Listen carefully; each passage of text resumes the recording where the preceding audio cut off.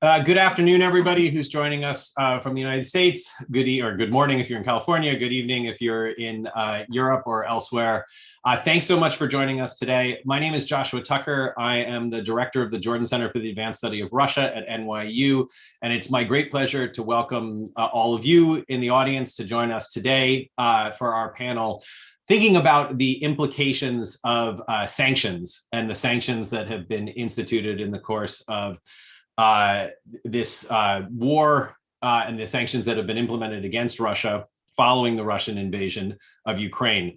I want to start by saying, with all of us here, our thoughts are with the people of Ukraine today, and our thoughts and hopes are for a quick end to this humanitarian catastrophe and this unnecessary war that has been unleashed upon the people of Ukraine. And we're thinking with you today. Today, we're trying to do our best as academics to do what we can do to help in this situation, which is to add expertise and knowledge to the overall discussion around what remains as a tragedy on the ground. It's my great pleasure, as I said, to welcome all of you here today. This is an event as part of the New York City Russia Public Policy Series that's jointly sponsored by the Jordan Center for the Advanced Study of Russia at NYU and the Harriman Institute at Columbia. We are very grateful to the Carnegie Corporation of New York for its continuing financial support of this series and other related events as well. The format for what's going to happen today is I'm joined by my co-host, Timothy Fry, who I'll pass it over to in a moment. Tim is a professor at Columbia, and Tim will be introducing our speakers.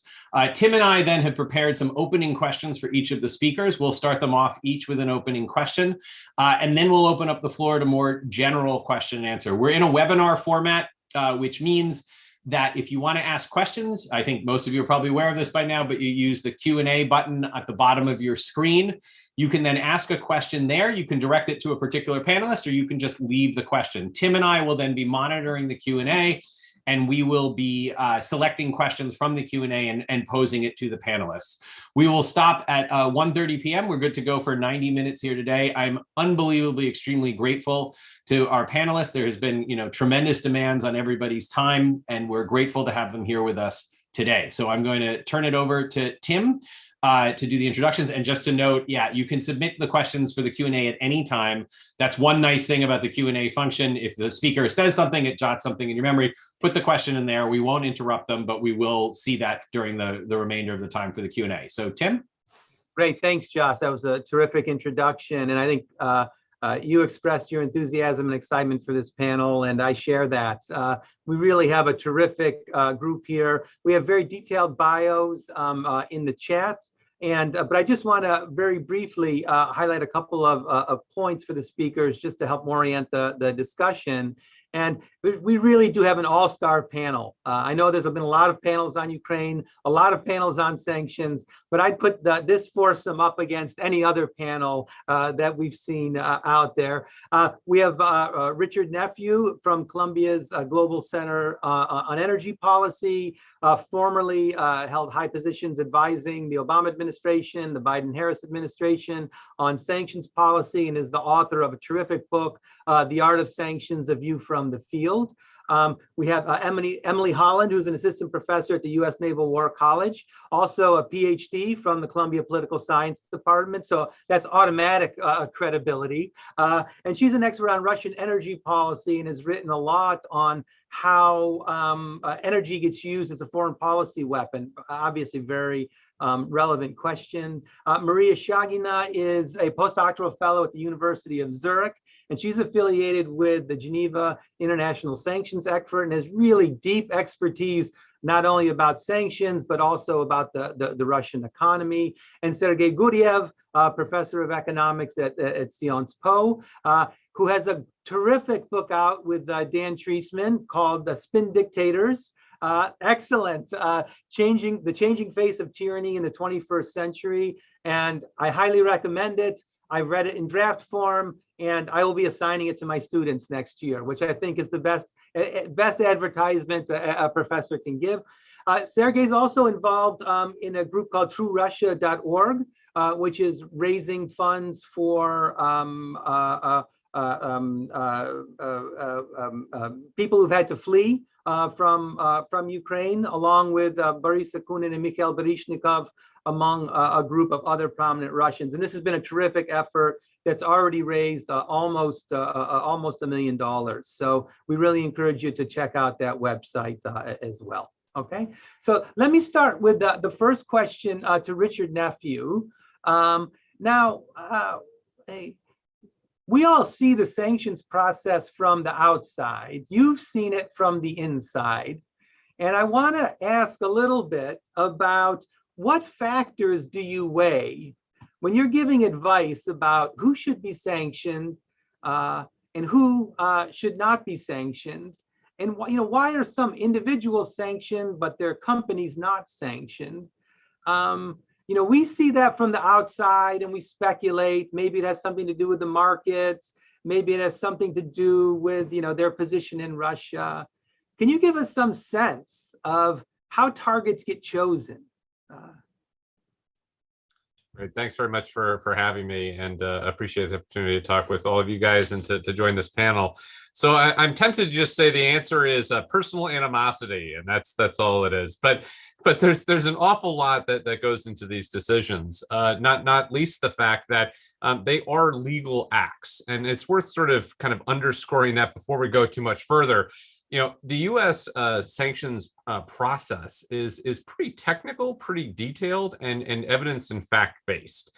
There have been and there will continue to be a few designations here or there that tend to strain a little bit of credulity out in the outside world potentially. But I will say that in my experience, the designations that are undertaken by the Treasury Department, undertaken by the State Department, all have evidentiary packages that are built and attached to them that try and prove the facts that are associated with the designation requirement. Now, of course, the designation requirement can be different depending on what the circumstances are. And so there is a little bit of flexibility in that. If you have a sanctions regime that allows you to impose sanctions on somebody because they are close to the Kremlin, let us say, as opposed to because they've engaged in corrupt activity, then obviously those evidentiary standards are different, and that you can more easily make one versus another. But first and foremost, they are legal acts that have got evidentiary packages establishing the criterion by which people were designated. And that means that you have to have, a investigator, develop such a package. They have to get them cleared by the lawyers, and then they have to go up to policymakers who are prepared to say yes or no against that. And so, in some respects, I think that part of the reason why we've seen some oligarchs designated and other ones not, it's actually for something as routine and mundane as the paperwork, which doesn't mean, though, that's not important. When we have seen sanctions regimes in the past operate without the paperwork, we've seen a lot of vulnerability to them. And here I'm thinking a lot about the EU sanctions regime back in 2013, 2014. Which was challenged on human rights grounds and due diligence and due process grounds in the European Court of Human Rights, for instance, that led to a number of designations against Iranian targets and others, potentially going away. So this process is much about ensuring that we get the right people in the right way, as it is also protecting the broader sanction system. But of course, that goes to the question of, how do you select this person versus that person? What are the targets, selection criteria? I think a couple of factors go in. First and foremost is what is the actual value proposition of putting someone on a target list? If we put sanctions on a certain someone, will it pay off? Will it generate additional pressure? Will it freeze assets? Will it, cause the kinds of pain and difficulty that are intended to be applied? And so in many cases, when you're starting a sanctions regime, you'll start off with some of the bigger fish that you can find and entities and individuals who are seen as particularly big targets, because that's how you can have the most maximum impact that you can potentially have. But of course, that's got to be bounded against, what are your objectives? You may wish to have a big impact, but you also might be somewhat weary and leery of having a big impact, potentially if there are market implications. And this is why, even though it's possible that you could designate a whole slew of individuals and entities under the oligarch sanctions, why you are still seeing some amount of selectivity. That selectivity is attached to what is the market value of their companies, what's the market value of them, what is their own personal relationship with Putin, what is our assessed value of imposing those sanctions against the costs. And those were made even more stark with the decision to impose sanctions on Oleg Deripaska back in 2018, where without a whole lot of preparation for the market and others, we announced designations that were, in my view, entirely warranted and justified, but for which we didn't have market understanding and therefore caused ourselves a lot of consternation in aluminum markets and so forth by acting before we could. So the bottom line process is that while targets may be available once they're legally permissible, there is a policy decision that has to be made that the costs and benefits bear out a reasonable decision to impose those sanctions. So you may find that you could have a massive impact, but that impact potentially involves blowback and decide to put that target off to the side. You might find that somebody would have almost no positive impact, and so you might put them to the side. And so this is where the policy community comes together and makes a decision that this particular person is worth the risks, worth the downsides, because we do think that we'll be able to have some additional value add by imposing the sanctions in the first place. Great, thanks a lot. Now let's go to Maria and talk a little bit, now that we understand how people get chosen and how targets get chosen, can you talk a little bit about the impact on the Russian economy? We have kind of mixed signals. On the one hand, we have some big factories like Ural Vagon Zavod and Avtovaz seizing up in part because of sanctions. We also have some evidence that the ruble is bouncing back. So can you help us make sense of the impact of the sanctions now and going forward? What are the kinds of impacts that we might be looking for in a week or 2 weeks or 3 weeks if the current sanction regime continues? Thank you very much for the invitation. That is a rich topic to unpack indeed. And the design of sanctions is very important for analyzing the impact of sanctions. So it's good to have Richard's take on how to select targets. And in terms of the Russian case, we're talking about unprecedented measures that were applied against the G20 economy in terms of scope, swiftness, and unity of sanctions. We're talking about financial sanctions, such as full block-in sanctions against second largest Russian bank, VTB, freezing assets of the Russian banks, a central bank in Russia, cutting 7 banks from the SWIFT system, but also clearing sanctions on Sberbank, the largest bank in Russia, which means the bank cannot do any transactions in dollars and pounds. And those are devastating sanctions for the economy that is deeply integrated in global supply chains, but also financial systems. And the argument before sanctions was, well, this is Russia. We cannot imagine the scope of these sanctions to be applied against such a deeply connected economy. And now the argument is vice versa. Russia is not Iran or Venezuela, so the effect will be quite large and will reverberate not just within the economy inside the country, but also will affect the global economy outside of it. So the whole idea was to make Fortress Russia crumble. And this is what we're seeing with this unprecedented financial sanctions, that the foundation is left, and that's a quite shaky foundation that is Russia now left. We cannot match the export controls with financial sanctions because both of them serve different purposes and serve different objectives. Financial sanctions obviously work in short term, export controls aim to have the impact long term. So if we unpack the impact of financial sanctions, we're already seeing that VTB and Sberbank subsidiaries are closing down in Europe because of the liquidity problems. We're seeing run on banks inside the country. Unprecedented withdrawal, $14 billion was withdrawn in one day.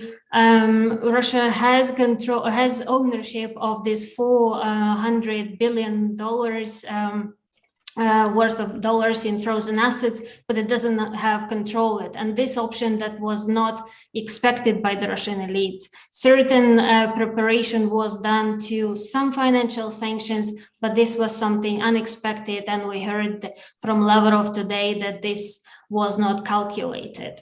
So this is the main impact on the financial side of it. Also, we're talking about going back to the 90s, depression, economic depression and poverty, something that doesn't revoke any positive connotations for ordinary Russians, and there are bleak prospects for this in general.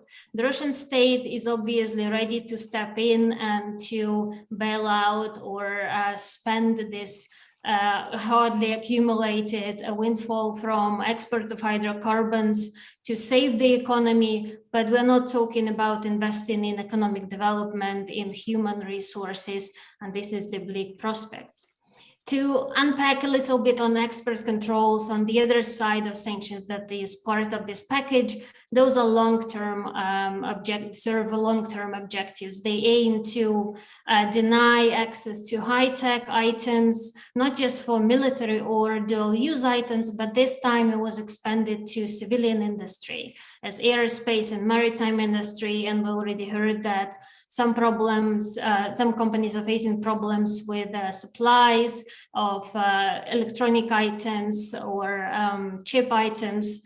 And as you mentioned, Uralvagonzavod halted tank production because of supply shortages, meaning that they didn't even think to stockpile this before or didn't calculate enough to have enough supplies at home. But also airplane projects such as Sukhoi Superjet and MC-21 that aim to be flagship airline projects, domestic, are also facing problems even on prepaid orders. And this is on top of this unprecedented sanctions, we have unprecedented chilling effect that suppliers don't want to deal with Russia, even if it's prepaid or even if it's outside of the scope of sanctions. The export control was also applied with the unprecedented rule, the so-called foreign direct product rule, that is equivalent of extraterritorial sanctions in export controls, meaning any nexus to US technology can trigger sanctions. So something mundane as a Moscow Metro card that uses Dutch chips, American chips, can no longer be operational.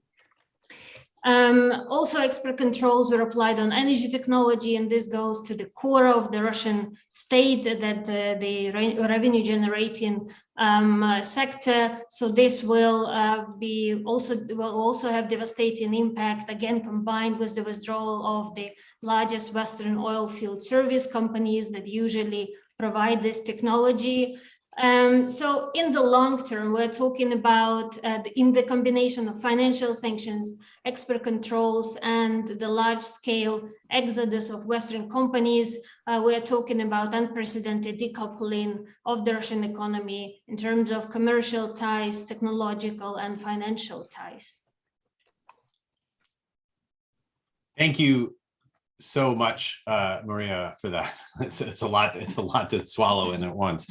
Let me turn now to Emily. The sort of elephant in the room on the sanctions and the sort of, or the $64,000 question still standing out there, is the question about oil and gas. Do you think sanctions will be leveled on oil and gas? Do you think they should be leveled on, sanctions should be leveled on oil and gas? If so, what will they look like? And what will be the likely impact if sanctions are ratcheted up in the oil and gas industry beyond what Maria just told us about to actual exports of oil and gas? Would that be, what would we expect the impact of that to be on the European coalition that so far has, I think, surprised a lot of us? But there's been a sort of very positive feedback loop between how well the Ukrainians have done on the battlefield and how well the European coalition has held together, the NATO, EU has all held together. Would that be threatened by oil and gas sanctions? And I'll just note, which I saw as I was like walking over here, and Rob Pearson noted in the comments already, if you want to weigh in now as well on this very recent announcement, from the last, about that oil and gas is going to have to be purchased in rubles from the non-friendly countries. Does that have an impact on that? Does that make sanctions more likely? Does that make sanctions less likely? So Emily, looking forward to hearing what you have to say on this. Thanks. It's a complicated issue. And I think Tim left off one of the most important aspects of my bio is that I'm a former student of his. So yeah, so I think it's important to know that actually the US and the UK have already banned imports of Russian oil and gas. So that's already happened.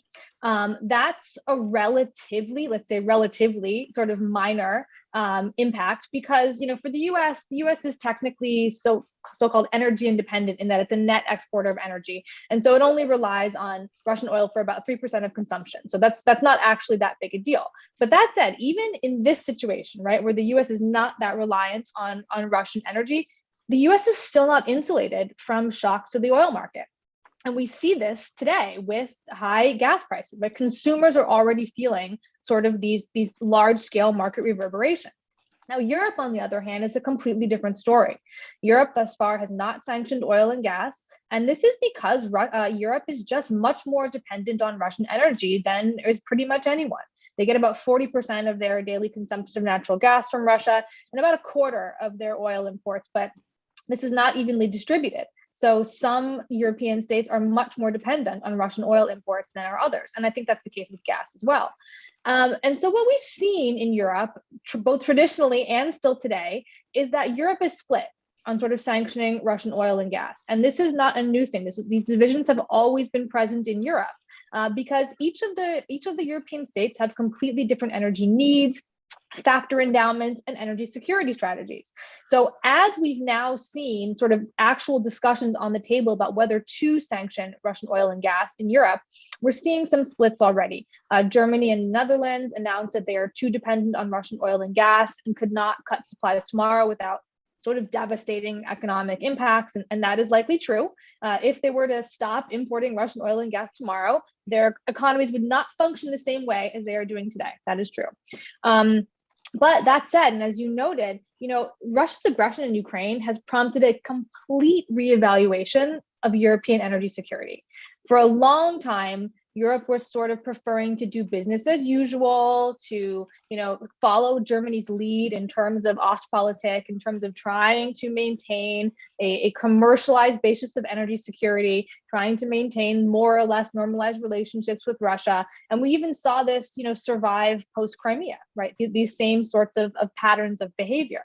But now that we're in a completely different situation. We've seen the European Commission announce its 10-point plan to reduce Russian gas imports by 2/3 this year. We've seen just a tremendous sort of coming together of European economies to say we understand now that being so dependent on Russian energy is a national security problem. Now, the question is, what does that mean in practice? And I think we've seen sort of a lot of political will and a lot of excitement behind the fact that we should sanction Russian oil and gas because this contributes to Russia's war machine. But the reality is much more complicated than that. And this is now what the sort of Europeans are beginning to say and beginning to understand is that cutting off Russian oil and gas will have a pretty devastating impact if we do it tomorrow. Energy systems are really complicated. They require physical infrastructure, which takes a long time to build. And in some commodities are more fungible than others, for example, oil. But even then, there's still some sort of infrastructural restraints that make it difficult to sort of break that link tomorrow. So if Russia were to escalate to, say, use chemical weapons or to sort of escalate to another level of brutality than it's happening now, there will be more pressure on European economies to sort of break that link, but it will be painful. And I think what we haven't seen Western governments do right now is maybe sufficiently warn or prepare for what these disruptions might mean. Richard wrote a great article in War on the Rocks the other day about Russian nuclear, and he said, there have to be sort of compensatory policies, right? You have to adjust to what it would look like to reduce Russian energy imports, Russian nuclear, whatever. Like you have to adjust to sort of mitigate the impact of that, not just in Western economies, but also in the global economies, in the global South. We're already seeing sky high energy prices because right now, sort of Western policy has been to engage in a mad scramble for every last drop of non-Russian energy. And what that does is it drives up prices in everything. So that makes it more expensive here in the West, but it also makes it completely unaffordable in some developing economies. So the knock-on effects keep going. Now, what would happen if we were to have a cutoff of Russian oil and gas tomorrow is things would get more expensive, and probably to mitigate the impact, we'd have to have some sort of mandatory conservation measures. That's not very popular politically. Right. So I think what we're seeing now is we're beginning to see policymakers slowing down and thinking through the implications of all of this. Once we start to see the economic impact of these sanctions biting people at home, well, what does that do for political support, particularly in Europe? Right. If you're reducing demand, if you are driving these economies down, there's spiking inflation, then these policies are going to be less popular at home, and we might risk further unity on sanctions. So that's what I'm concerned about, given that we have not seen sort of a large-scale Western effort yet to implement the sort of compensatory policies that are necessary to reduce Russian energy very quickly. Emily, if I could just push you for one more minute on, you kept saying short term on this. In the medium term, are these kind of this new thinking? Do you still think that is likely to be very consequential, that there are going to be serious shifts made? And when you say short term, do you mean next month? Do you mean the next 12 months? Do you mean the next 5 years? Like, where, if there is this distinction between people are slowing down on the sort of willingness to make drastic changes in the short term, when does the short term end? And when might we see this as we think back to what Maria was talking about some of the longer term consequences of these sanctions? When I think short term, I'm actually talking about 1 to 2 years. That's actually sort of Okay. short term in energy timelines, because these things do take so much time to sort of get their way to market, to find new supplies, to build new infrastructure. That's short term, right? So if we're looking at more medium and long term, I think it's very clear now that the European Union in particular has decided that it must make a drastic change in its energy security. It is now time to fully make the transition towards more renewables or more energy independence that it had talked about for years, right? There was always this agreement that there was this net zero goal at 2050 in Europe. Nobody had any idea of how to get there. And so everybody just sort of threw their hands up and said, oh, we'll just figure it out when we get there. That time has certainly passed now. And there is, I think, unwavering commitment to reevaluating, restructuring European energy security through renewables, through alternative suppliers, right? In the short term, in the next 1 or 2 years, what we're seeing, I think, is unfortunately that we might have to make some trade-offs in terms of climate policy. So we're already seeing, more moving toward coal-burned energy than natural gas, which is dirtier, but is available. And it's also, by the way, we're also in a global coal crisis. And I think what's really important is sort of background this whole discussion is that even prior to Russia's invasion of Ukraine, we were in an energy crisis. And not just in a sort of 1970 style oil crisis, we're in a kind of full commodities crisis. Coal, natural gas, sort of electricity, metals, everything. We are in a price crisis of all basically of these crucial raw materials. So everything that we do is going to be more costly, and we're going to be more outbidding. So these then take more time. The Biden administration already announced that, to sort of meet the demands of moving away from Russian oil, we'd have to find more oil. Well, Biden pushed sort of US shale producers to produce more shale. So far, they have not answered that call because the cost of the raw materials to build the infrastructure that they need to get more shale get out of the ground is super high, right? So there are all these sort of costs that are making it more difficult to get more non-Russian energy at this point in time. And just to answer quickly the ruble payment news that just broke, this is super interesting. I think the economics behind it are a little bit questionable, and also the legal aspects are a little bit questionable because transitioning to a ruble-based payment instead of in dollars might void contracts. And so they might have to renegotiate contracts, which would be very unfavorable to the Russians because they love long-term contracts. It locks everybody into sort of energy independence. And so the Europeans might renegotiate for shorter terms, which I would imagine they do. So I don't know what the outcome of that will be, but I'm a little questionable about what the reality is. And I'm interested to hear everybody else's take. Thanks so much, Emily. All right, let me turn to Sergey. We're going to go to you for the question of domestic support for the Russian regime at both the mass level and at the elite level, which is questions that have dominated entire other panels. And it's a panel on sanctions. So we will take the hook into this question is through sanctions, and more specifically, your sense of the extent to which the sanctions on the Russian regime are having a kind of rally round the flag effect by propping up Putin's narrative that this is all about, the West. This is nothing to do with Ukraine. This is about the West encroaching on Russian security. And look, here are these sanctions. Yet again, it's an excuse for the West to try to destroy Russia. But I would also be very interested and happy to have you have an opportunity to talk a little bit about spin doctors through this, because the other thing, obviously, it's not the subject of this panel, but which has been happening that we've been witnessing in the past month is just an incredible ratcheting up of the level of repression in Russia. And I don't have to tell you, there has been repression in Russia before this moment, but this sort of gradual increase in repression that we've seen throughout the Putin era, especially Putin 2, has taken a very, very dramatic turn in the last month. So we have these kind of competing factors here of the sanctions, of a general rally around the flag phenomenon. Is that happening? And then we have this question of increased repression and what that does to public sentiment, both through its direct and indirect impact. So I'm very eager to hear your take on all of this, Sergey. Thank you, Josh. I think these factors are directly related to each other. And basically, you rightly said that Mr. Putin is one of our inspirations for the book of Spin Dictators. And the reason for that is indeed, until recently, Mr. Putin was trying to play this game of pretending to be a Democrat, allowing some independent media, not fully suppressing the opposition. The change had started before the war. And actually, we finished the last draft about a year ago, and already then, Russians felt some fear. Repression was increasing. Mr. Navalny was already poisoned and then imprisoned. Then independent media felt the pressure, and during year 2021, most independent journalists were designated foreign agents or even undesirable organization. Mr. Navalny's organization was designated extremist organization at the level of Taliban or ISIS. By now, they're joined by the great firm called Meta. So in that sense, repression has started even before. However, there is something that we should note. The wartime censorship was not introduced before the war. It was introduced a few days after the war. So the Echo Moskvy and TV Dozhd, TV Rain were closed down a few days after the beginning of the special military operation, as Mr. Putin would love to call this war.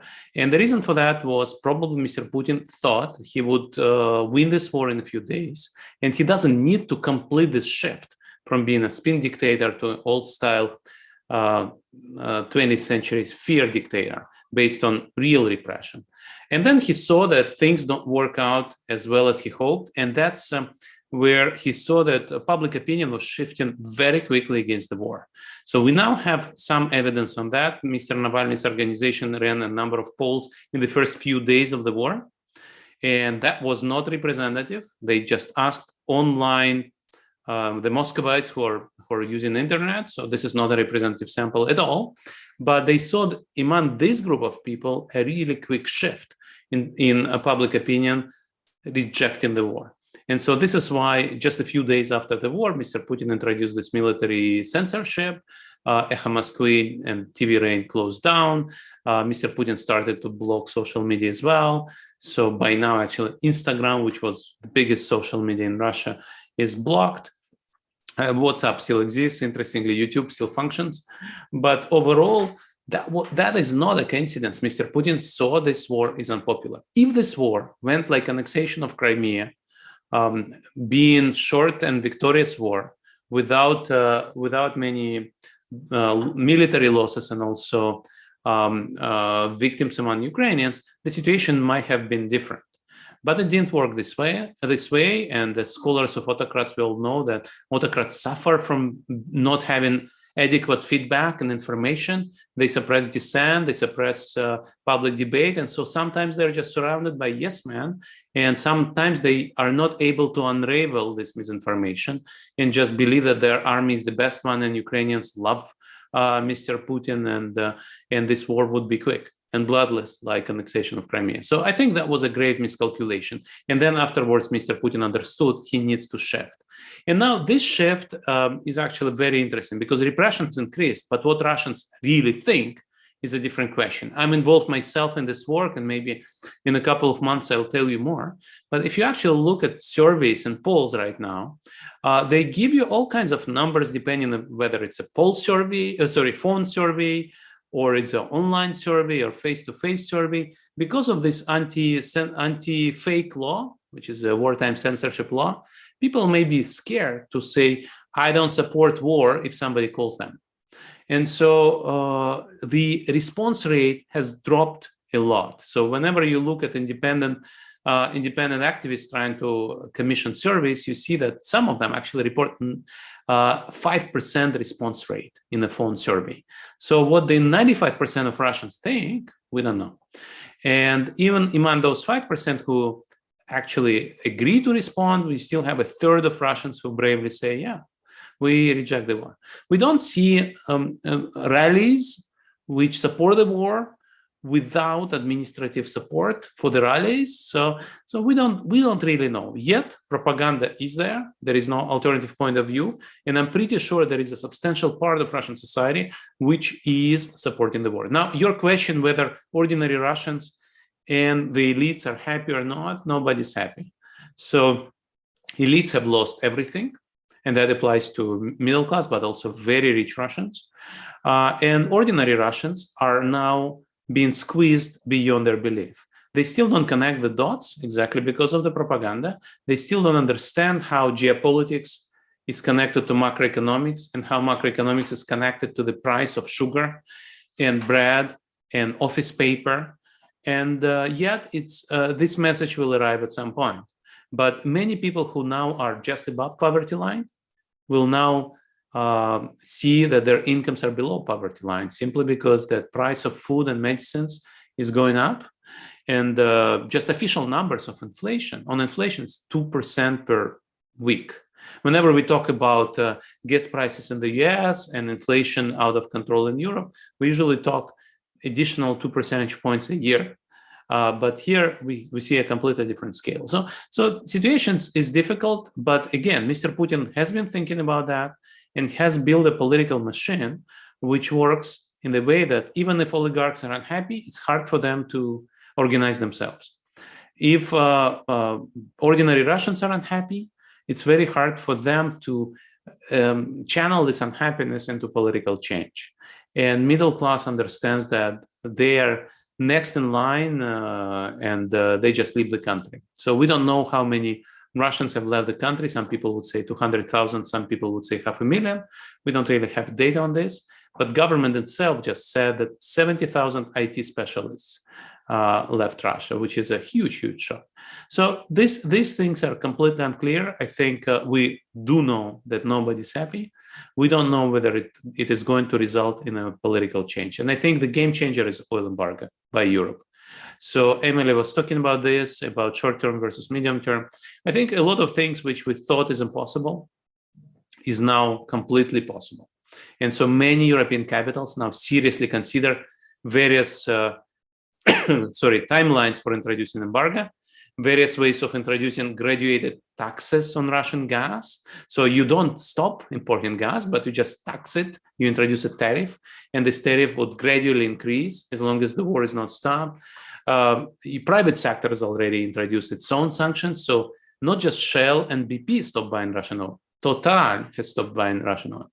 You see, Maersk is not transporting anything Russian. So a lot of stuff is now stuck in terms of Russian exports, and International Energy Agency forecasts a major drop in Russian oil production and exports already in April. So situation is not easy. And in that sense, I think it's too early to judge. On paper, we do have rallying around the flag. In reality, I think first we don't. And second, the situation will be getting much worse for Mr. Putin. And so I don't know how much time it will require to change his calculus in terms of political behavior, but it's definitely a difficult time for him. He's already moved away from swing dictatorship to fear dictatorship, but not every fear dictatorship can survive for long. Thanks. Sergey, just to follow up on one point here, directly related to the sanctions. So it sounds like from your answer, when you say the elites have lost everything, the masses are feeling tremendous amount of pain, that's all directly tied to the sanctions. And so to the extent that the pain that is being felt in Russian society is directly tied to the sanctions, do you think that it will be, it is currently and that it can continue to be played off by Mr. Putin and his regime, that this is the West's fault? Or do you think that most people will realize that this was, this followed immediately after the invasion of Ukraine, or the special military operation in Ukraine, and that it will become increasingly hard for the regime to sustain this story that all of the pain that you're feeling is due to the West? How does that play out? Just going back to the original question of like, are the sanctions going to create a bounce back effect of support for the current regime?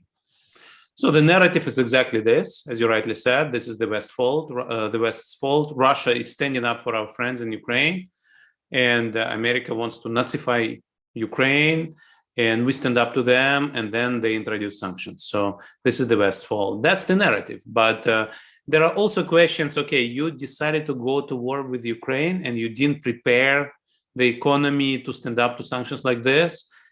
You didn't actually foresee this simple fact that, for example, our defense industry depends on Western technology. You didn't create allies. And I think another game changer in addition to oil embargo is China. And so far, China has been compliant with American sanctions. So these questions will arise. And one thing is, when you're a billionaire and you used to have 5 billion, now you have only 1, and you can talk in those terms. The other one is, you just had your income, which was 50% above the poverty line, and now it's 50% below poverty line. That's a completely different discussion, right? You suddenly start thinking about survival, and you would say, everything's great, but can I just get my food and medicine, please? And if you've not prepared for this, you made a huge mistake, and this is unfair to me. So things may change. And I lived in Soviet Union, where everybody was brainwashed to the extent that Russia is not yet there. And yet when people saw that they cannot buy food, they took to the street and Soviet Union was no more. So I think this is where we are. And it may yet last very long, like North Korea. And tomorrow we'll have a reopening of stock market. So maybe we'll move from North Korea to Iran, and life will get better. But overall, we don't know how much longer this regime will last. But the narrative is exactly as you said, and I really like this fact that you've been watching Russian TV. Yeah, Richard, actually, this is probably a question for Richard and Maria, because I think this is a really important one, whether or not the Russian government can frame this narrative as Russia versus the West, which is a much easier sell within Russia at the elite level and at the mass level, versus Russia versus Ukraine. So from a policy perspective, what can you do to make it difficult for the Kremlin to pitch this as it's all just about the West trying to weaken Russia, in that the sanctions are designed to limit their military capacity and to make it difficult for them to to pay off debts and things like that. But at the same time, you don't want to make this into a you want to make the U.S. and the West into a target as well. So are there kinds of sanctions that you might prefer for this task? And Maria, are there some sanctions that it'll be easier for the Kremlin to turn them against the West than other kinds of sanctions? So I'm happy to start with just a couple observations. And in fact, one of these is also a response to a question I gather was asked on YouTube about hermetic seal on information. I'll defer to colleagues here about how porous the Russian internet is. But what I will say from a policy perspective, I actually think it's going to be a lot more difficult for them to keep information out of the country, kind of describing what's going on in Ukraine and kind of the sources of all of that than they may wish. Now, that doesn't necessarily influence the actual ability to counteract propaganda, which is a whole separate issue. But the fact that there will be more information sources going into Russia than you would have had in previous crises, I think that's pretty hard to contest, given the penetration of social media and information technology in Russian society. It's very difficult to try and stop that. And this is where, from a policy perspective, what can you do? Well, in a couple of places, we've demonstrated this with regard to Iran. In 2013, for instance, we adopted a general license that explicitly allowed information technology goods to go into Iran, including VPNs, computers, iPhones, all that kind of stuff. And the purpose was very explicit. We wanted to get the ability of civil society to access information to be improved. That we saw that Iranians had, satellite dishes outside of their apartments everywhere, and we wanted the 21st century equivalent of that. And so we made it a point to allow those sorts of things. Now, this runs into a whole nother problem, which is, but do you have the money to pay for it? And there's banking issues and things like that. But of course, there are also means in which you can get free VPNs and things like that too. So the upshot is, from a policy perspective, you're not going to be able to solve, kind of the ability for propagandists to be able to say the reason why your life is terrible is because of these Western sanctions. You can't necessarily overcome that.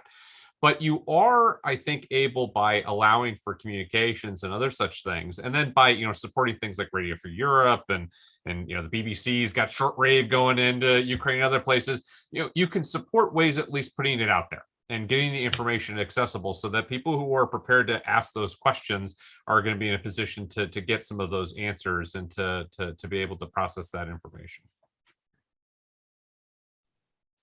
I think we might ask too much from smart sanctions to solve all of the problems when it comes to applying them in authoritarian states, because we don't control how the pain is distributed, how they twist it, create the rally around the flag effect. So I think we need to be cautious what even smart sanctions, as they already developed, can do in those countries. I agree with Richard that certain aspects of how sanctions are designed in terms of allowing VPN or supporting media can be there, should be there. And in fact, smart sanctions allow a lot of exemptions when it comes to humanitarian help, food or medicine and so on. The problem is when country becomes toxic, even money can't buy you these things, because private business just doesn't want to engage with countries when it's just too costly, too cumbersome to do due diligence, and that's on top of all of the other problems within the country. So I would also like to distinguish between what this sanctions propaganda, the nexus between sanctions propaganda can do for oligarchs and ordinary Russians. Obviously, oligarchs are not under some illusion that the West is going against them. They are not as brainwashed, having been living in Switzerland and London and for those places. I think they have very different understanding of what's going on. So for ordinary Russians, I'm not sure even if free VPNs would solve the problems, because this is a much deep-seated problem of critical thinking, education, and this is a very long-term problem how to solve it. Ukrainian, for example, media provide a lot of Russian language outlets that can be probably accessible in Russia. I haven't tried it, so I can't vouch on this. In terms of the second question on the effectiveness of sanctions and what can be done in general, I think closing the loopholes and watching the non-aligned countries is very important here, something that Biden administration has announced yesterday that they will pay close attention to. Strengthening the effective enforcement of the current sanctions regime, and also watching that no other country is backfilling what is already in place, is important to strengthen what we have in place. And here, obviously, China is a big elephant in the room, what it can do. I think, again, we need to distinguish what it can do in terms of financial sanctions and export control sanctions. But I think the bottom line, the Chinese government would not want to outright violate the Western sanctions outright. It would definitely capitalize on what's there outside of the scope of sanctions. For example, providing union pay cards to Russian banks, providing this co-badging partnership and expanding the role of yuan internationally. Whether you want to engage with an SDN directly, I very much doubt this is what Beijing would prefer, and it actually warned today the US that they will retaliate against any secondary sanctions. In terms of financial sanctions, China does have potential to provide a lifeline to Russia because of the Romanian assets that are there from the central banks is yuan and gold, and China could be this potential buyer for both assets. In terms of export controls, I think China at the moment doesn't have so much potential because of the complexity of global supply chains when it comes to chips, semiconductors. China is still reliant on the US technology, so this US nexus will still remain. Long term, this is what China is aiming to create the self-sufficiency, something Russia is also trying to do, but less successfully. And that could push the technological cooperation between the two closer, but this is very long term. I think we're still unpacking the short term at the moment. So we have a question. We had a question in the chat about China more generally, and so I want to give a chance, since this is a very big topic, as you called it, the elephant in the room, Maria. I wanted to sort of push that out to the other panelists to hear a little bit about how the relationship with China can play out in all of this. Maybe Emily, you can talk about the oil and gas aspect of this. Richard, it would be great to hear about how China has been thought about previously in terms of sanctions and maybe previous experience with China and sanctions. To me, as an observer who gets, who's been asked a lot about the information environment, it does seem like such this needle that China is trying to thread here between, on the one hand, supporting their ally, and on the other hand, not getting in the way of this international trading system, which has really served China well for the last few decades. And my sense seems to be the way they're threading this needle is with propaganda that supports Russia, but then not actually doing much on the ground. So I'd love to hear from all of you whether that's correct. And then Sergey, just a little bit more about how much does China support, for the Putin regime mean domestically within Russia? And in particular, I remember days of being on trains in Russia in the 2000s, and people always would tell me about how the Chinese were coming over the border and were, in the eastern, and that always seemed what people seemed to be more concerned about anything, that eventually China would just sort of roll over the eastern half of the country. And so is cozying up to China a winning move for Putin with the Russian people? Is this, we get a lot in the West of this alliance of autocrats against the alliance of Democrats, but does that really play given the sort of history of Russian concern about China? So all three of you, I'd love to hear from you on the China question. We could just go in the order, Richard, Emily, and then Sergey. Sure, happy to. So I'll just say at the outset, I completely agree with your analysis of what they've been doing. I think that the China play here is to find rhetorical ways of supporting the Russians and leaving space available to themselves to then do what they need to do economically. And I have to say, you asked about the history. It's kind of been my experience of the history. The idea that the Chinese are in a position to help out, fill in the blank of previously sanctioned countries, so therefore they will, is just not right. They have and they will when it's in their interest to do so. And I think that's the crucial caveat to all this. When they have chosen to help the Iranians, it's because it was in their interest to do so, that they were able to get oil discounted and to have another place along the Belt and Road and have a favorable political place where they can land in the Gulf. But did they do that to the exclusion of being able to work with the Saudis, Emiratis, and others? No. Did they do it to the extent that U.S. was in a position where it had to impose sanctions on the People's Bank of China and other big financial institutions? No.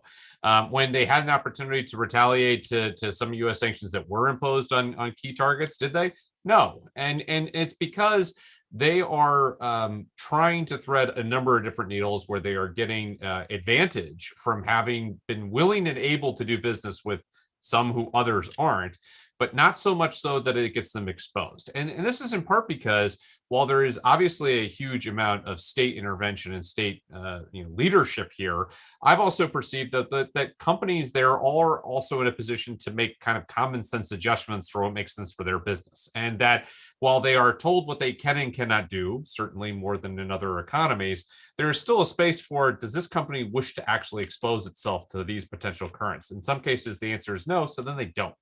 And so, what that basically adds up to is a pernicious sanctions evasion risk that is just a constant source of work more than anything, where there is almost always a need to be engaging with the Chinese government about middlemen and sanctions evaders and front companies that all go forward, with a few that clearly get state level protection. And here I'm looking at Carl Lee and his missile support for Iran for a bunch of years. There are places where you can see that there's a lot of support there, but in places where they don't think it makes sense, or it exposes them in ways that are unattractive or potentially risk secondary sanctions implications, then they don't do that. And I would just argue, I think we're seeing that here. They are not going to jump out of the way of doing business with Russia, and they're not going to join the sanctions coalition. I think efforts to try and do that are good, well-placed, and well-meaning, but they're not going to work. But I think what they're being asked to do primarily is don't backfill.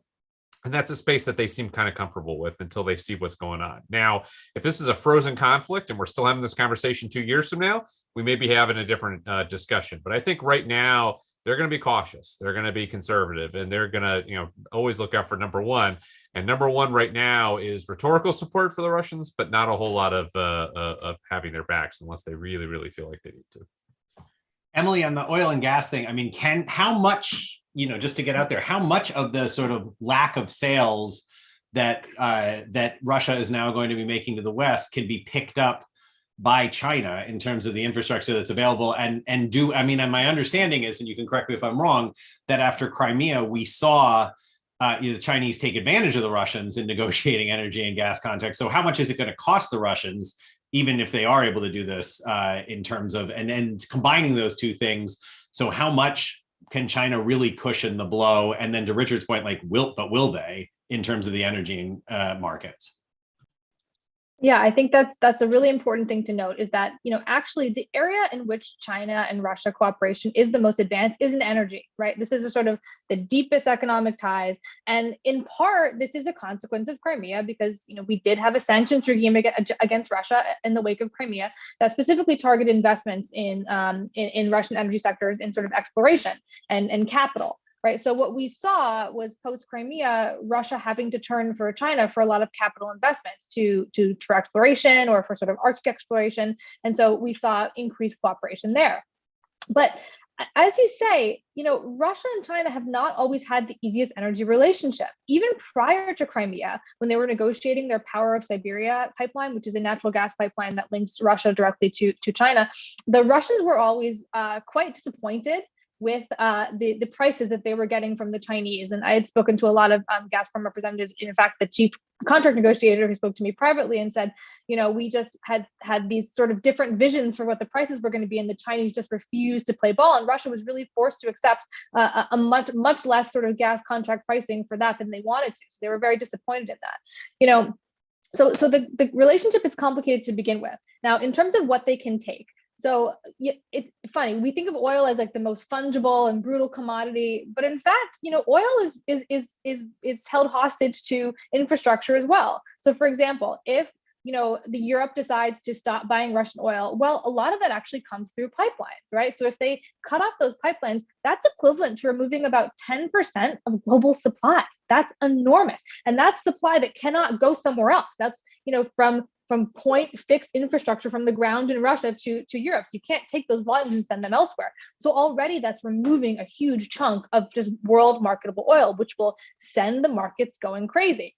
Now what's out there already? We've seen now in the past few weeks, Russia having difficulty marketing extra volumes of oil because, as Richard said, we haven't seen China say, no, we're not going to do it. We haven't seen them say it, but they've been kind of holding back, right? They have not been sort of buying huge extra volumes. And so we're seeing Russian prices drop for their commodities. Whether that can last is the question. I mean, if this is a long-term conflict in which we see major interruptions, say of Europe Russian oil trade and we're removing 10% of the market, well, we're going to see sky high prices. And I highly doubt that the Chinese are not going to take advantage of that and buy Russian commodities at cheap prices. I highly doubt it. So it's a complicated relationship through all oil, natural gas, LNG. I mean, all of these sort of Russian commodities that are sort of hitting the market and not finding buyers. We have to remember, this has only been a month, right? We're only a month in. And as everybody knows here, sanctions take a while to bite. So we are not really yet seeing the full economic effects of what these sort of sanctions will mean. And I think once we start seeing them, if they go on for, a year or 6 months, then we're going to see China probably having some different behavior. And that will probably mean buying more Russian supplies. Thanks, Emily. Sergey? You mentioned the question to what extent Russians are happy if Chinese become the partner of choice. So in the Russian society is indeed told that the narrative is the West conspires against Russia, but China will help us, will save us on technological front and on financial front.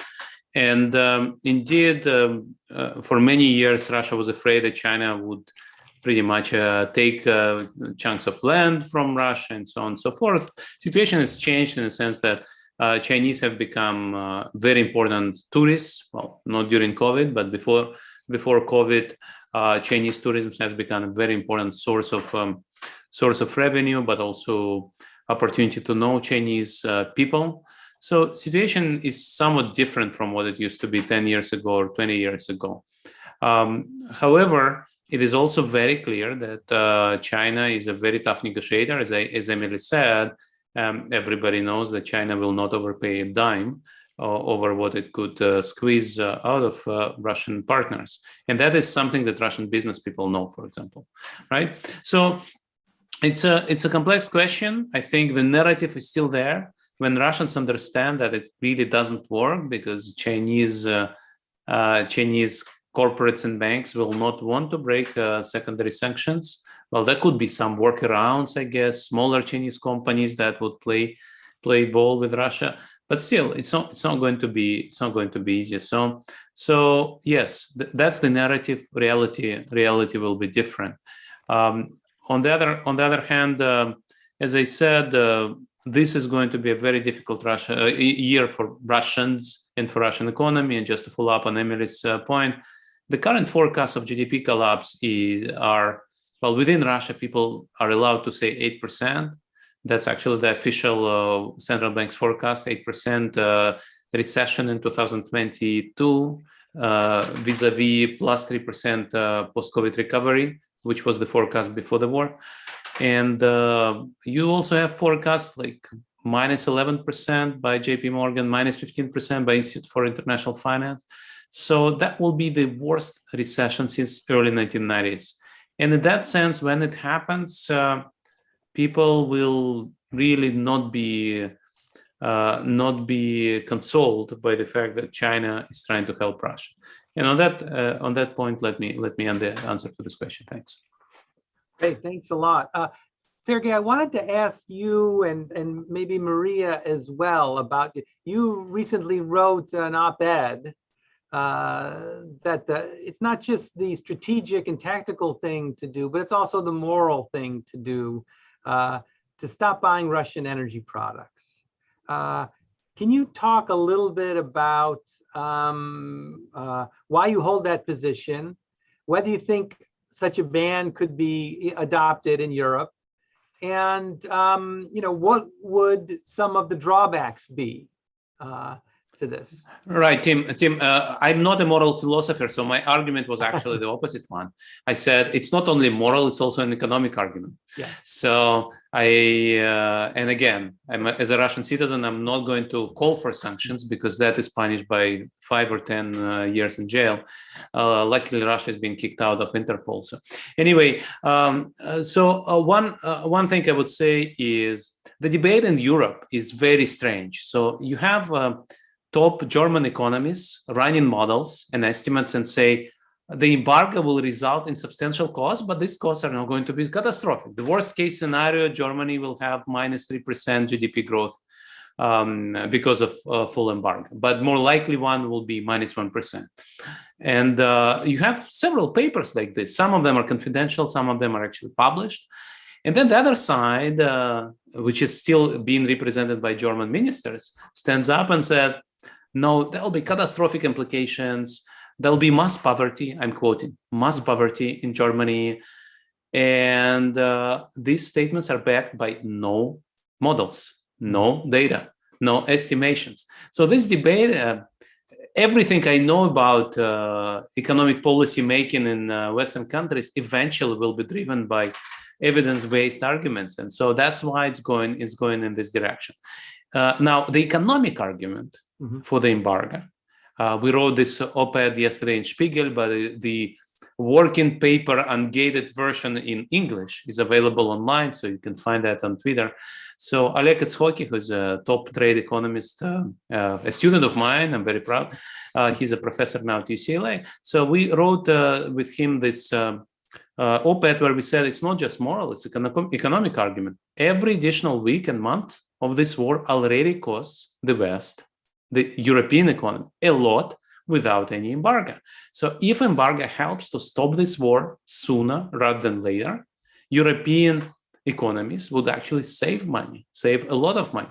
Right now, without any embargo, the forecast for Eurozone economy in multiple sources is already down by 1.5 percentage points. So it's already, without any embargo, it's going to cost European economy this year 1.5 percentage point. That's a lot of money. European economy is a big economy. And so in that sense, if there is a way to stop the war sooner rather than later, it's also an European economic argument. And then there are different ways, as I said. Some Germans, I think, are assuming that they can move away from Russian fossil fuels, probably, as Emily said, in the course of 1 or 2 years. That's kind of the official point of view in closed-door meetings. But I think they still underestimate their own public opinion, which will push them to do that sooner. And I think this is something that we shouldn't forget, that Germany started this war with a rhetoric that we will not supply arms to Ukrainians, right? We're a pacifist country. Now, Germany is talking about drastically increasing spending on defense, and these things change. And I think it will somehow get somewhere. And every day, more and more German economists produce more and more data on this. And other European countries talk about various designs of oil embargo. As I said, for example, oil may be banned right away. And for reasons Emily mentioned, it's not going to be easy to reorient these flows to China. Gas may be taxed in a gradual way. So all of these things are on the table right now. And as President Biden is arriving at Europe tomorrow, or tonight, depends which time zone you're in, that may be exactly on the table. Maria, do you want to jump in? Yeah, I think energy sector, not targeting the energy sector is at the moment the key weakness of the current regime, sanctions regime, because we're talking about the ability to pump back around $750 million per day back into the Russian economy. So you'll have the frozen assets that are already unprecedented for the Russian economy, $300-400 billion. You can replenish it in a matter of a couple of months. And this is the main weakness. That's why the time is of importance. We started this discussion by praising the European Union in particular because of its swiftness, boldness. But I would argue that at this moment, we're going back to some sort of business as usual narrative where oil and gas is already seen, as Sergei pointed out, in Germany in particular, that it will cause rise in heating system or mass poverty or something like this. Those are economic costs. What is happening in Ukraine is existential costs, and no surgical sanctions can fix it in any short term. So targeting the oil sector, that is the key revenue generating sector for the Russian economy, is necessary, and I would go that this is the moral obligation. The current discussion in the EU, I find it hard to really follow that the next red line when the energy sanctions will be imposed, we're talking about chemical attacks and nuclear weapons. This is something that is well, the West failed at deterring the war, and I find it hard to think that the West will prevent chemical attacks by just threatening this. So you have to follow up on this, and I would argue the West should not push the red lines further, because this is the outcome, the fallout of the next red line is, well, unprecedented, and in terms of human costs and lives. There are various ways through which EU in particular can limit its exposure to Russian oil, gas, and coal. Coal is another one here that hasn't been maybe mentioned so far. And I agree with Sergei that coal is something that the EU should be particularly interested to phase out because of the EU Green Deal. And this is something that has been on the agenda. Also, the exposure is less than oil and gas. Oil is something that easier to phase out because of we have strategic reserves. Biden administration has been talking to Venezuelan government to unlock more oil production. We're in a situation where the major oil producers has been sanctioned, so you have to re-engage with those who have already been sanctioned. So there is potentially JCPOA deal that could unlock another oil production volumes in the future. Gas is a different story, but even here the EU has been drafting some plans to reduce the exposure to the Russian gas by 80% by the end of this year. There are different mechanisms that put in place to oblige companies to increase gas storage levels by the end of this year to 80%. And those measures are very necessary. I think the irony here is that the EU had all of these strategies to reduce exposure to Russian gas since 2009. It hasn't been prepared to do so. So it's obviously hard to do so in very short time midst of the energy crisis, but we're having human lives at stake here. Thanks so much. I think both of those questions actually raise one big topic that we haven't talked about here, which is the duration of the sanctions. So we've talked a lot about the implementation of the sanctions. We've talked about the effects of the sanctions, but how permanent do we see these sanctions as being right now, right? There are a number of factors here. So on the one hand, you can take sort of Sergei's idea that, that the war is costing money, and the sanctions might cost money, but that's almost implicit that when the war would end, the sanctions would be rolled back as well. On the other hand, we have these points about everything we've learned in the rest of the world about the horrificness of this attack on Ukraine and bombing of maternity wards and cities being leveled and what's happening all over the country.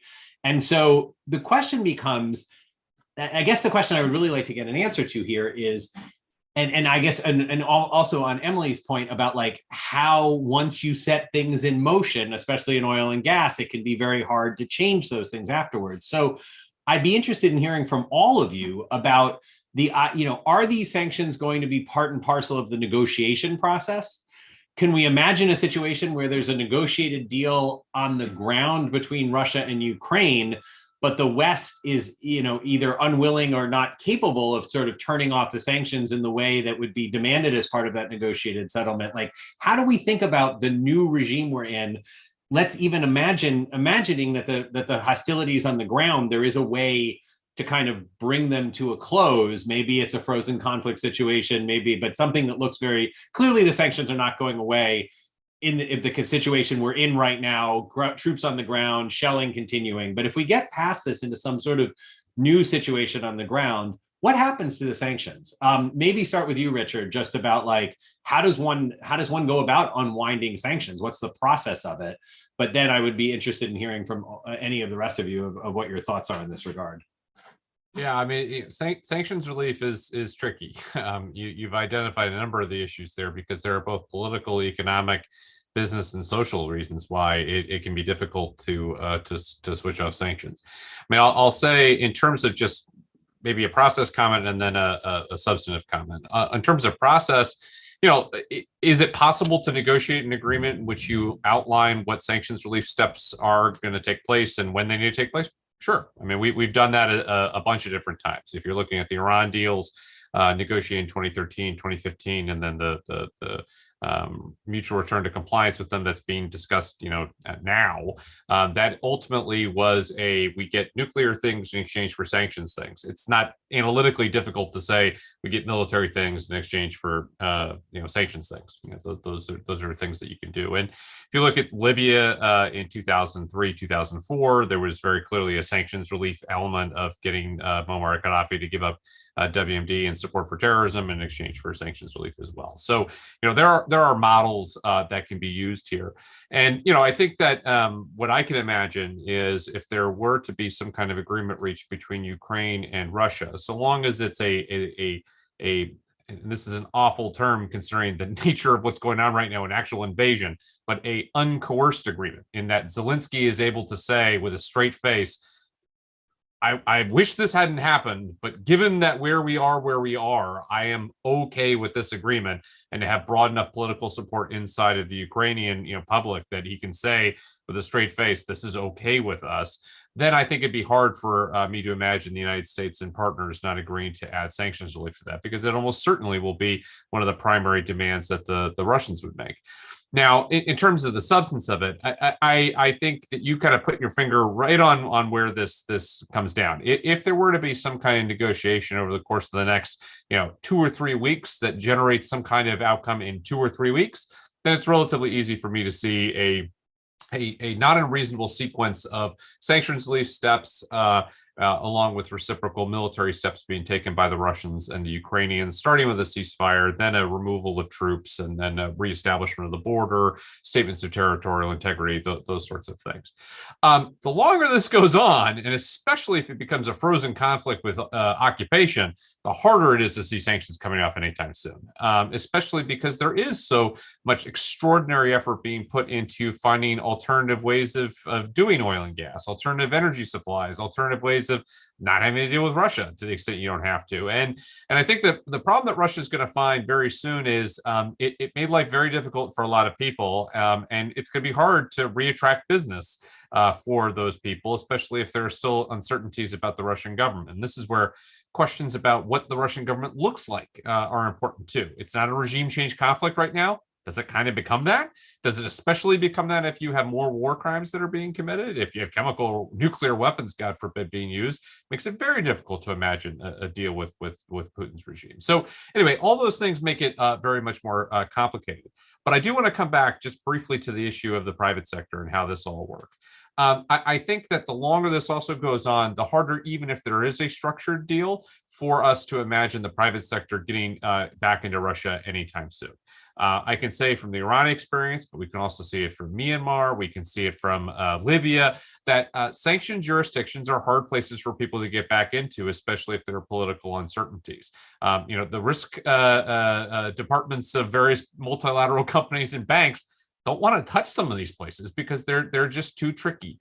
And so what really ultimately changes things is the incentive structure. If it's easy to make money, or it's good to make money, or if there's opportunity there, you can get some companies to go back in. But I would strongly suspect that if this is a frozen conflict for 2 years in which the political settlement is quite rough, there's still some occupation issues, the reparations issues that are going out there, getting sanctions relief to actually work is actually going to be pretty tricky. And that's a problem if a deal is hinging on performance, not just legal sanctions relief. If performance is part of the deal where you're expected to actually generate X amount of investment or Y amount of business interest, that's going to be really hard for any Western government to commit to, and that might ultimately make it very difficult for such a deal to actually be structured. So there's definitely hope there. There's definitely a mechanism there. There's definitely patterns there, but it's tough sledding the longer this goes on. Emily? Yeah, I think I agree with most of that. And what I will say is, we don't have, Europe has not sanctioned Russian oil and gas, but in some senses it doesn't matter, because Russia's invasion of Ukraine hastened along the inevitable, which was Europe already knew it was dangerously dependent on Russian oil and gas and it needed to get off of this. They knew this in 2006. They knew this in 2009. They knew this in 2014, right? So all of these, enormous critical junctures in which nothing really ended up happening, Europe knew that this was a problem and needed to get off of it. This, I think, is the final kind of the final straw. Europe now has to change its behavior. They've made sort of tremendous policy adjustments in the past month, sort of about where they're going to go looking forward, their timelines, looking at alternative strategies. So I think that sort of, the Euro-Russia relationship in oil and gas that was set up, in the 1960s, that's winding down. That is clearly going to be over. So in some senses, it doesn't matter if there's sanctions relief or not. I think that, Russia already made its bed. It's going to have to lie in it, certainly in the European aspect of it. So that there's kind of no moving back. However, I will say, things move very quickly. I mean, I don't think any of us would have imagined in January that we'd be, now courting Venezuela and Iran to come back to the table, right? So, I mean, these sorts of things change very quickly. So who knows what will happen in the future that might sort of, bring Russia back to the fold. But I mean, certainly it's pretty much off the table in Europe. There's going to be a major winding down of that relationship.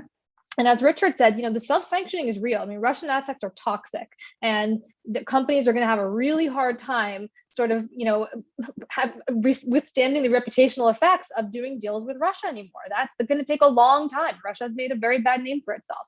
So, removing or changing this new reality in which Russia is a bad actor, we don't want to do business with them, is going to be very hard, and maybe we shouldn't do it at all. So it'll just at this point be adjusting to what that means. And unfortunately, I think that for Western states, that's going to mean changing some of its behavior. We're going to have to sort of move forward with renewables and move forward with more conservation methods, all of these sorts of things that we should have been doing already, right? Now we have to actually start doing them, and they may hurt a little bit, and they may have some political consequences, which makes me a little bit nervous, at least in the European and honestly, with the US midterms coming up as well.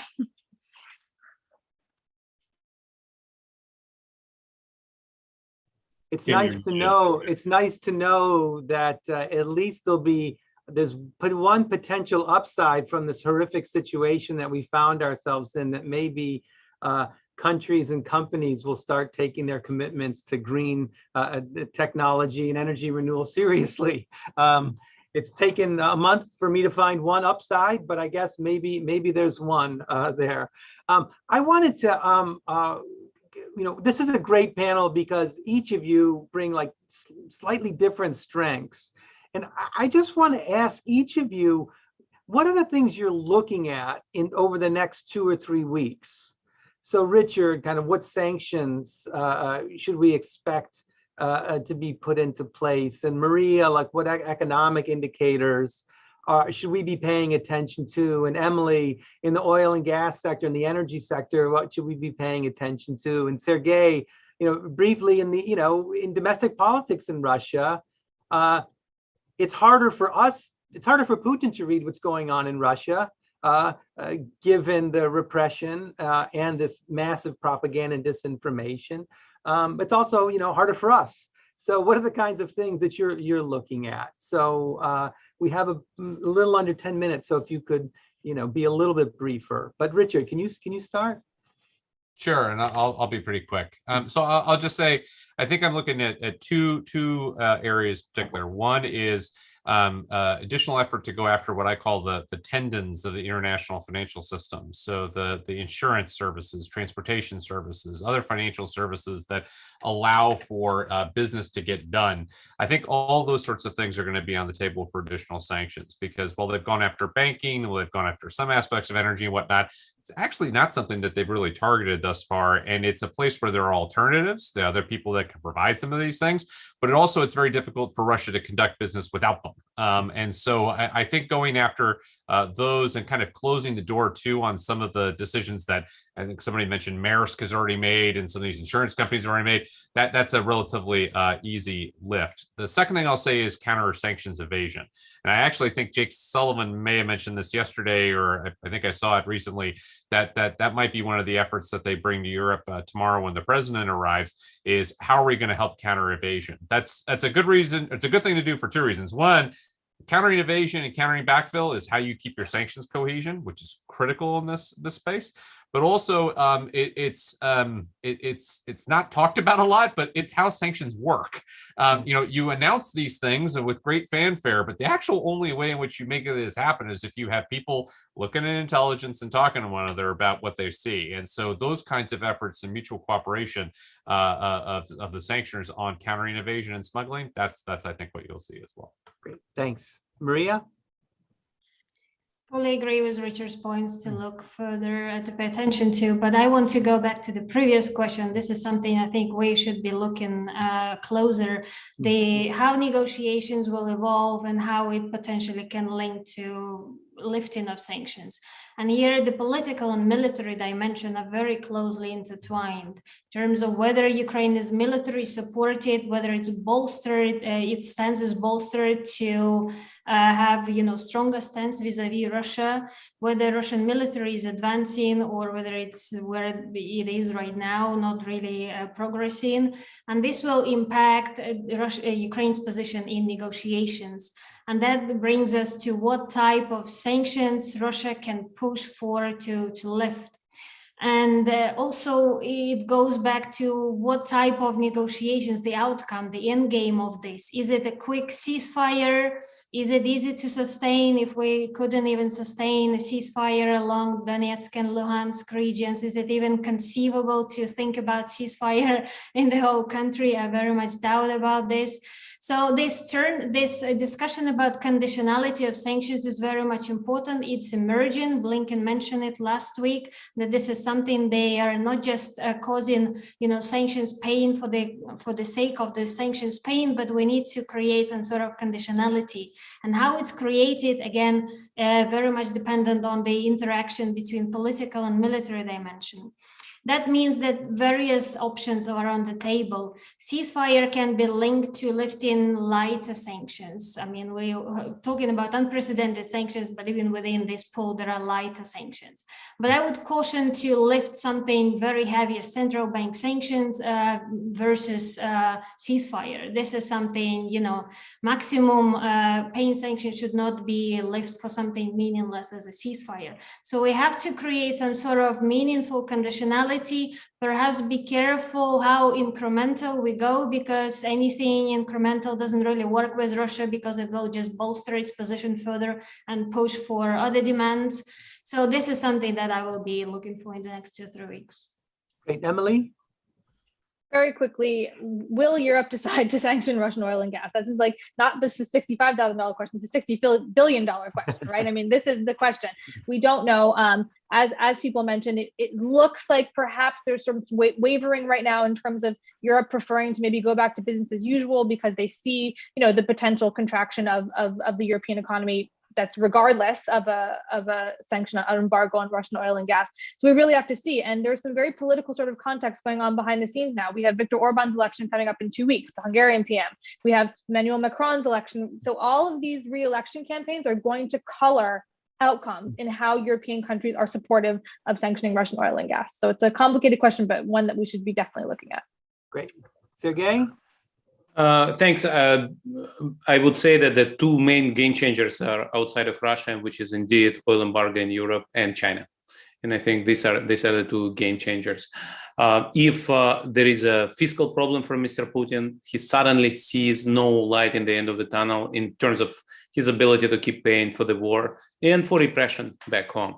And so that may change the calculus. And in terms of what we watch within Russia, I would want to see more polls which use more sophisticated technology, like what Tim Fry did in post-Crimea things like list experiments. And I myself will try to do some of that. So I want to really understand what Russians think. I will also watch for defections. Today we saw Mr. Chubais leaving Russia, which is a big deal. Bloomberg also published a story on Madame Nabiulina's attempts to resign. Mr. Dvorkovich stepped down from Skolkovo to remain in FIDE after FIDE made this anti-war statement. So these things I would watch for. Another thing is information warfare, and Richard mentioned shortwave radios, and I think it's a hugely important issue. But in modern environments, YouTube, which is still not blocked, WhatsApp, which is still not blocked, and access to VPNs, and maybe cyber attacks. We saw hackers actually breaking through Russian propaganda and actually placing stuff on Russian government websites and Russian TV. So that is something that may change the public opinion within Russia. Sergey, just before we call it one total follow-up, I've been asked a bunch of times, do we know what percentage of Russians use VPNs? Are there any good is there any good data on this? Do we know anything about downloads in the last month or anything? No, you don't have any. No. Definitely a huge increase, but we don't know. And this data actually change every day, right? So things are changing very quickly. We talked a lot, by the way, about exports, right? We still don't have data for March. March is not over yet, so we shouldn't forget that a lot of data is just monthly, and a lot of stuff which you still don't know. And hopefully we'll see that. Yeah, but I agree. This is again, as a scholar of informational autocracies, I strongly believe that this is the battleground. And that unfortunately is also something that Mr. Putin understands. And in order to understand contemporary Russia, you have to read Spin Dictators, right? That's the take-home point from all of this. Thanks, everybody. I think this was a terrific panel, and I learned a lot, and I'm sure the audience did as well. And I just want to thank everybody, the audience. I want to thank the Jordan Center, the Harriman Institute, the Carnegie Corporation of New York for their continued support. The Russian Public Policy Series has been a really, I think, a terrific program over the years, and we'll look forward to doing more of these kinds of events, hopefully on topics that are a little bit more uplifting than this one. But thank you all very much, and we appreciate your time, and we look forward to seeing you again in the future.